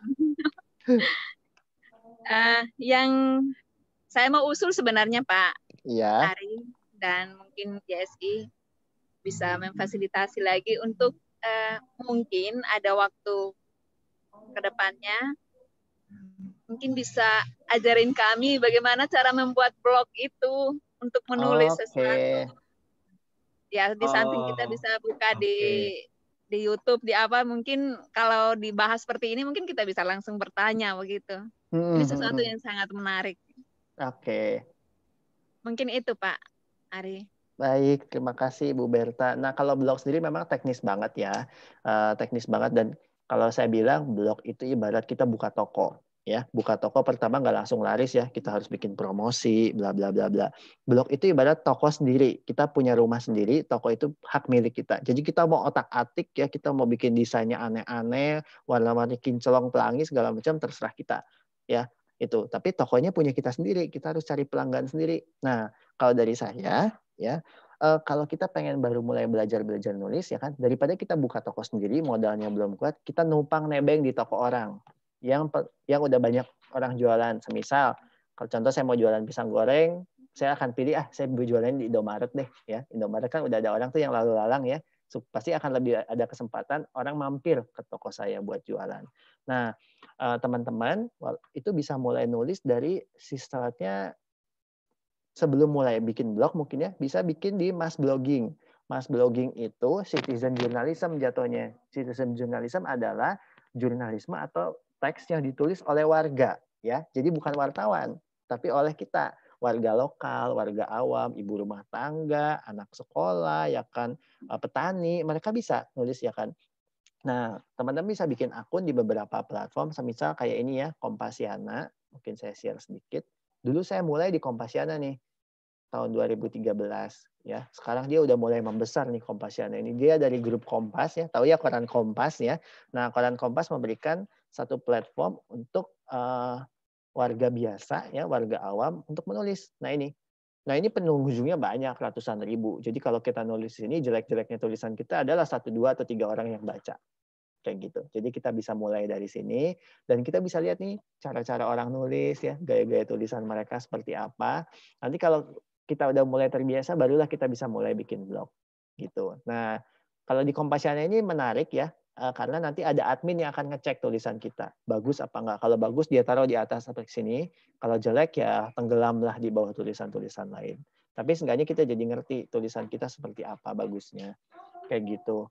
Dan cara bikinnya gampang banget. Kan kita udah pada punya email tentunya ya. Nanti di sini bisa buka tuh websitenya. Ini ada paling pojok kanan atas nih. Mau mulai nulis sama daftar, tinggal klik. Udah deh. Isi email, data, segala macam, kita mulai bisa nulis. Gitu. Coba aja ya kan. Tidak ada salahnya, tidak ada ruginya ya kan. Nggak ada rugi. Stok kita juga nggak akan keluar uang segala macam. Paling keluar hanya kuota dan waktu. Itu.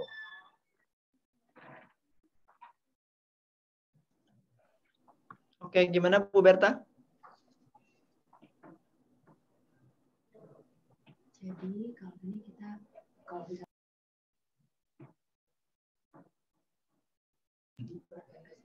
ya, jadi benar kata Mas Ari tadi, misalnya kita mau mulai menulis atau mulai berkarya, kan mungkin kalau kita buka toko sendiri itu kita nyari pelanggannya susah. Nah, mungkin kita bisa nitip di tempat-tempat lain, misalnya tadi di Kompasiana, atau nitip di Facebook, atau nitip di Instagram, atau nitip di sosial media kita juga boleh, misalnya di Twitter kita, di Instagram kita, atau di website kita, itu boleh karena kita udah punya pelanggan nih. Jadi karya-karya teman-teman bisa dikonsumsi oleh halayak ramai gitu.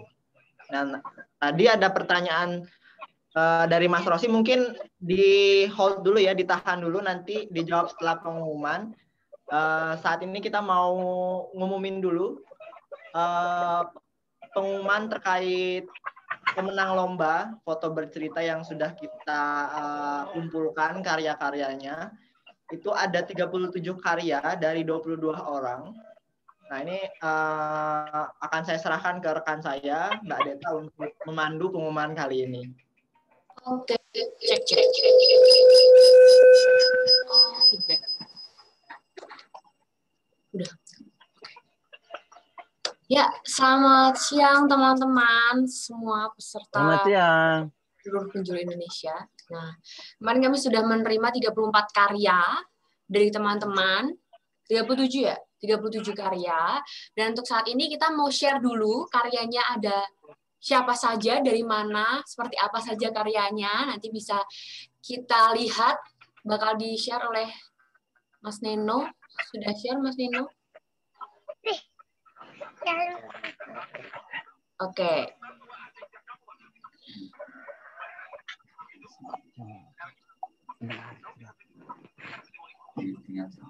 Oke. Nah, untuk seluruh karya ini kami memiliki 3 juri. Yang pertama adalah Bapak Suryono. Beliau masih di Belanda untuk saat ini. Karena kondisi COVID juga, akhirnya beliau belum bisa kembali ke Indonesia, tapi kami sudah kirim semua karyanya, karya dari teman-teman ke Pak Sur di Belanda sana. Nanti kalau teman-teman mau melihat juga karyanya Pak Sur, bisa dilihat di Instagram juga di @suryaditya84. Nah, ini beliau ini satu konsultan di Yayasan SIP Indonesia. Dan yang kedua, kami minta juri adalah Ibu Sintauri.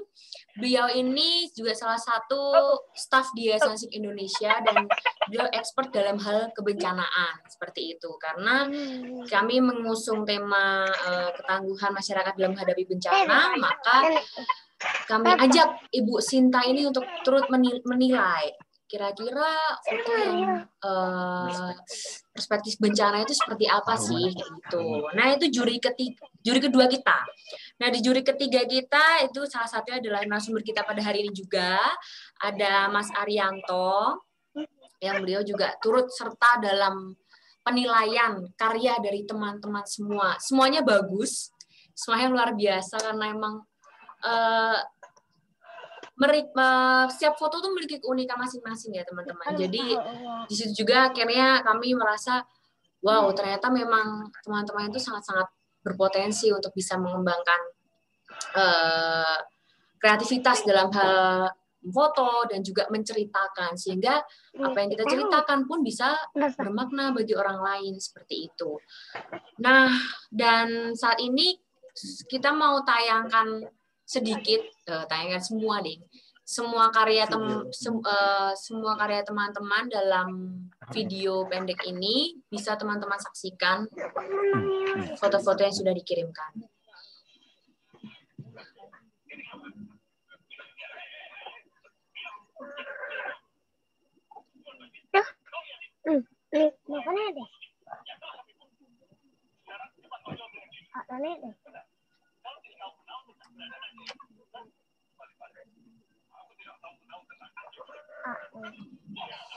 Oh, ini masih di mute ya?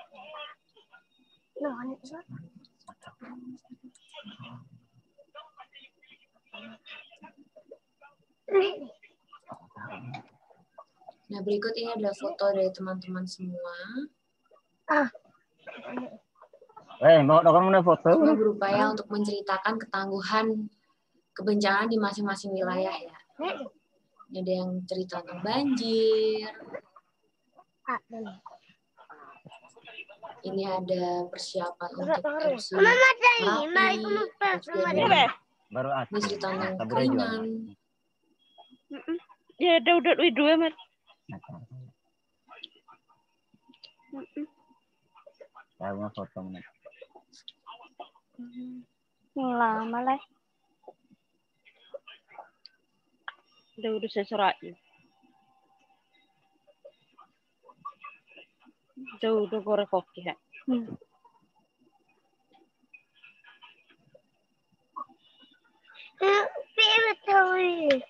Ini jadi ada apa? Ngapain?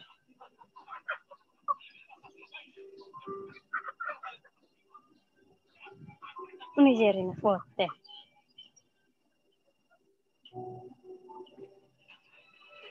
Pandai bilang, hai apa lami marah orang. Itu sudah jual sih. Lewat makan itu asu Aceh. Ada. Lewat make. Dari di mana? Termasuk lah mula golongan darah ini. Lami.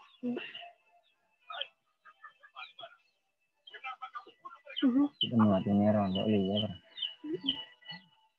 Waktu itu udah mau cair kalau asal sudah apa ini nawa. Ini hak dek ala taman ori ini. Tapi ya maru Mina ori nama. tapi tadi. Kau ini ada apa?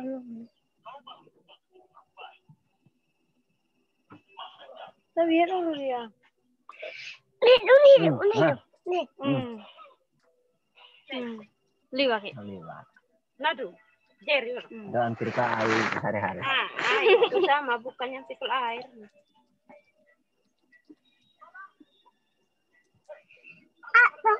Ala makata liwat. Ini.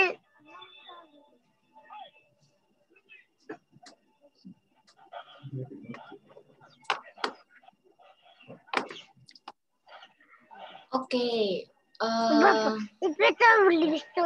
Berikut adalah karya dari teman-teman semua.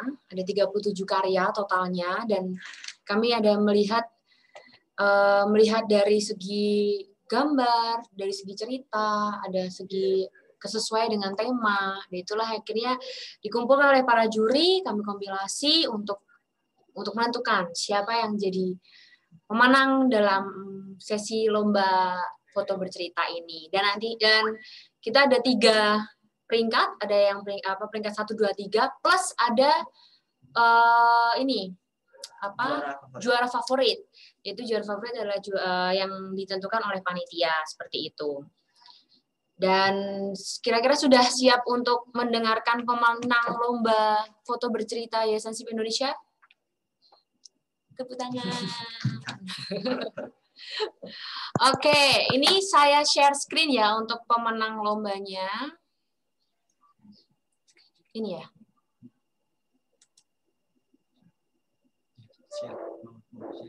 Share. Oke, ini di play ya.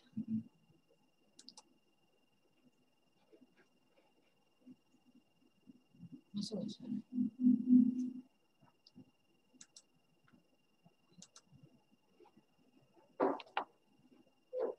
Apakah suaranya masuk?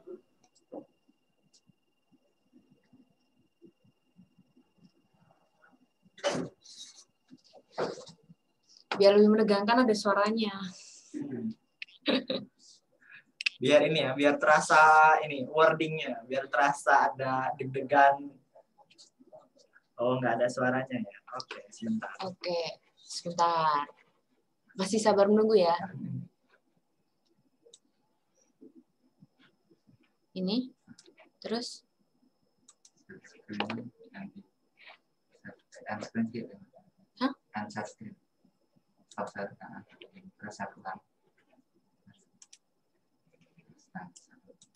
Share komputer sound. Share komputer sound. Nah, itu. Oke.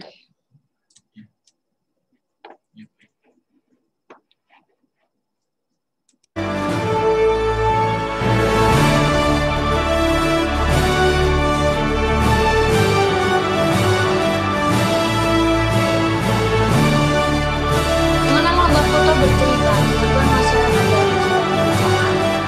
Juara favorit diraih oleh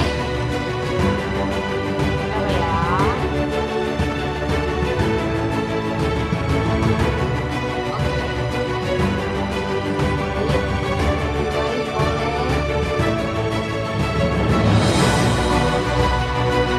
Pilu Perumnas Rizwan Mas Yusra dari Palu.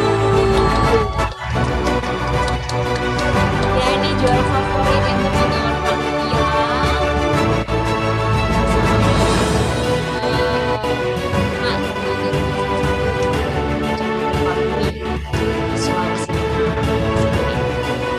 Oke, selanjutnya juara ketiga diraih oleh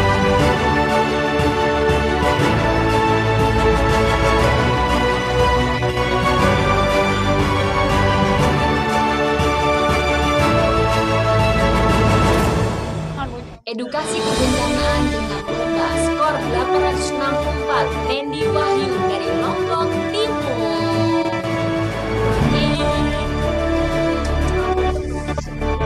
Juara kedua dengan judul Air Sumber Kehidupan skor 900 dari Bungkus Pebila Sampai 2 NTT.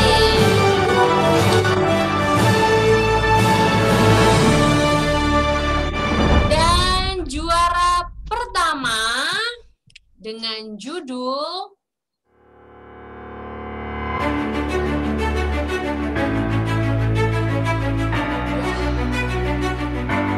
Kuliah Geden skor 904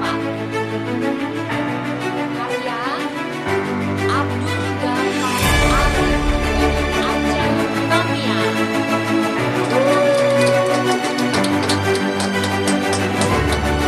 Oke, demikianlah para pemenang lomba foto bercerita Yayasan SIP Indonesia di tahun 2020 ini ya.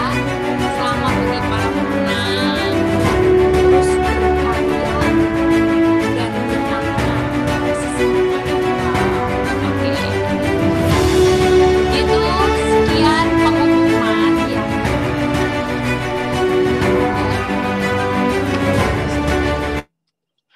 Oke. Gimana? Ucapan dari juri mungkin. Ucapan dari juri. Oke. Oke. Berikut apa dari maaf. Tadi adalah para pemenang lomba foto bercerita Yayasan SIP Indonesia. Mungkin ada juri yang bergabung di sini, ada Ibu Sinta dan juga Mas Ari yang di salah satu bisa kasih ucapan, sepatah dua patah kata, komentar terkait foto-foto yang sudah dinilai seperti apa. Bisa Mas Ari atau Mbak Sinta atau Bu Sinta? Mas Ari dulu mungkin ya, Mas Ari.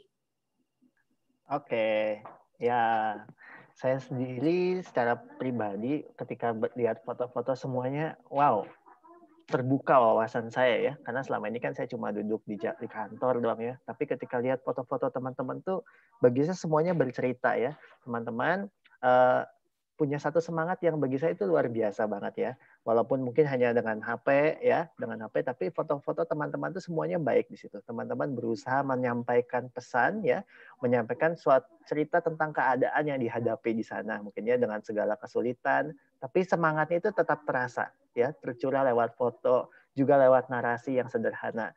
Jadi meskipun mungkin secara teknis pemenangnya ada 3 plus 1 favorit ya, tapi bagi saya teman-teman semua pemenang, teman-teman semua juara di sini ya.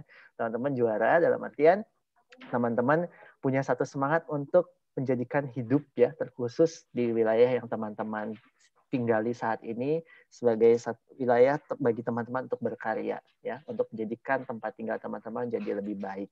Begitu. Selamat buat semuanya ya. Semoga momen ini nggak cuma sekali doang ya, dalam artian mungkin lombanya cuma sekali ya, tetapi karyanya jangan stop di sini ya. Teruslah tetap berkarya seperti tadi di sharing yang kita bagikan, teruslah kita warnai dunia dengan cerita-cerita kita. Oke, terima kasih. Terima kasih Mas Ari untuk sepatah kata menanggapi foto-foto yang sangat luar biasa yang ternyata memang ketika foto-foto tersebut dan cerita-cerita tersebut hanya untuk diri sendiri kan kurang besar manfaatnya, tapi ketika di-share itu ternyata manfaatnya lebih besar dan kita bisa saling belajar, bahkan Mas Ari di Jakarta pun bisa belajar dari teman-teman di wilayah. Oke, Bu Sinta, ada yang ingin dikatakan Bu Sinta terkait foto teman-teman?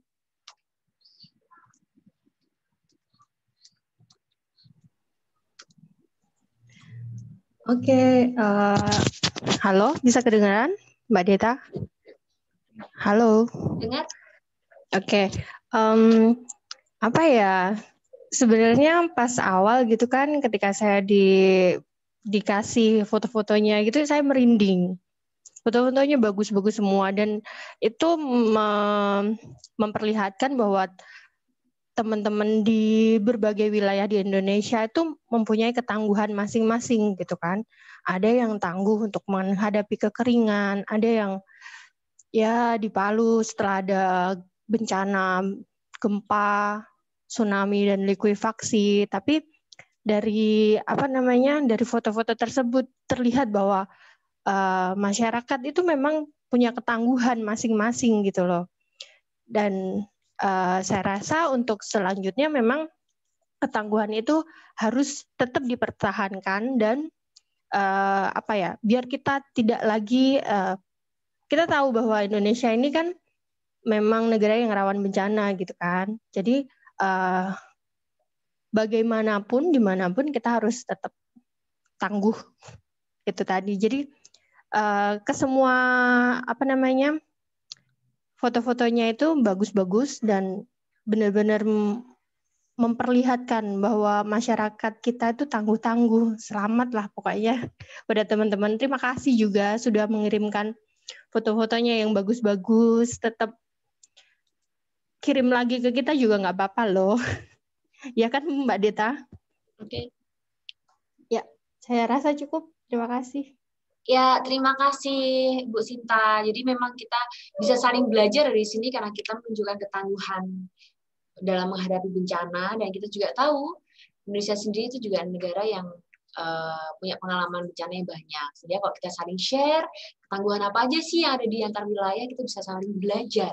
Kira-kira kalau misalkan terjadi hal yang sama atau di kemudian hari kita juga menghadapi hal yang sama, itu bisa saling belajar ketangguhan apa sih yang bisa kita lakukan dalam menghadapi bencana seperti itu. Nah, untuk selanjutnya teman-teman dari YSI juga rencananya kami juga akan terus memberikan wadah buat teman-teman untuk bisa saling share seperti ini dalam bentuk kita share foto-foto dan cerita di lapangan, dan mungkin di tahun 2020 ini adalah pertama dan terakhir. Cuman kami akan selalu terus reguleri untuk mengupayakan untuk regulari supaya kita bisa saling bertemu, bisa saling share cerita-cerita di lapangan, juga kita bisa saling share foto dan apa saja sih yang dilakukan di setiap wilayah dan keunikan apa aja di wilayah. Sehingga jangan bosan-bosan untuk terus berkarya, jangan bosan-bosan untuk terus belajar, sehingga besok ketika kami mengadakan lomba lagi, teman-teman juga siap untuk terus berpartisipasi. Gitu, Mas Alfi. Sekian dari panitia, dan nanti untuk bagi yang pemenang nanti akan ditindaklanjuti lewat WhatsApp untuk ada pengiriman hadiah seperti itu. Terima kasih teman-teman yang sudah berpartisipasi. Salam. Oke, terima kasih Mbak Deta atas pengantarnya. Tadi karya-karyanya keren-keren banget ya, mulai dari Aceh sampai ke ujung timur di Sabu dan Sulteng. Fotonya ini hanya dengan foto pun sudah sangat bisa menyentuh hati gitu. Apalagi ditambah dengan ceritanya. Nah, mungkin di kesempatan kali ini, di tahun ini, lomba kita yang terakhir, tapi nanti di tahun 2021 nanti kita akan ada lomba-lomba yang lain tentunya, lomba-lomba foto yang lain dan dengan cerita dan tema-tema yang berbeda. Nah, ini juga bisa jadi wadah teman-teman untuk kembali berkarya, untuk kembali bercerita, untuk kembali belajar bagaimana merangkai sebuah cerita, bagaimana mengambil foto yang bagus dan bagaimana bisa karya ini bisa bermanfaat untuk sesama.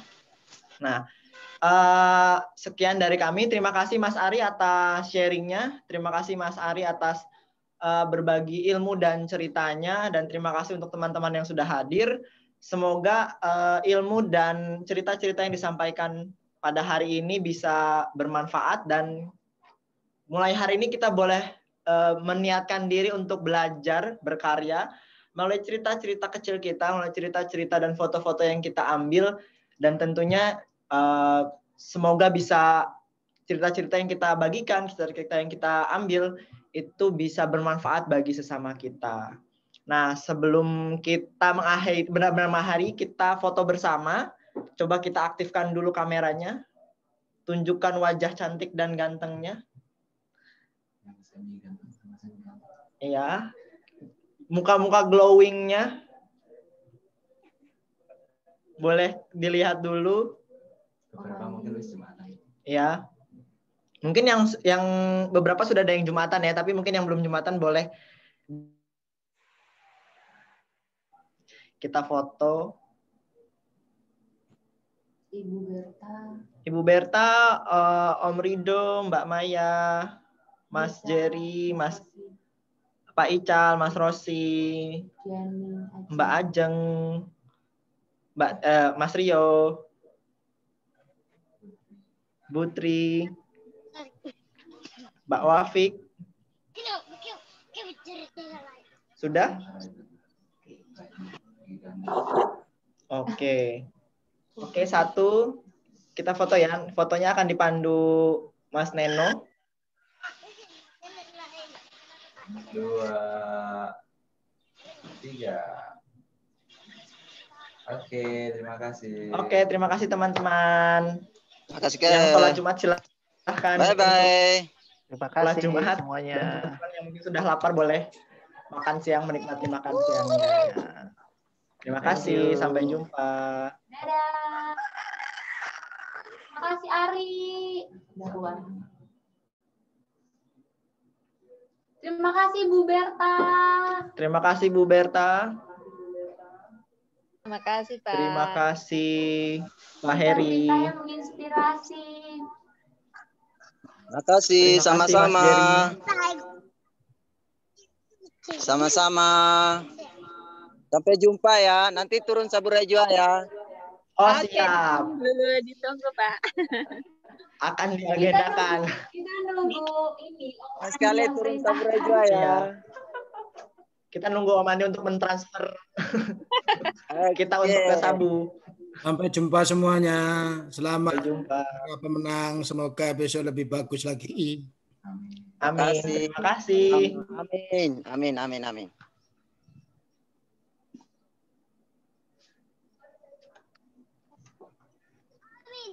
Amin. Amin.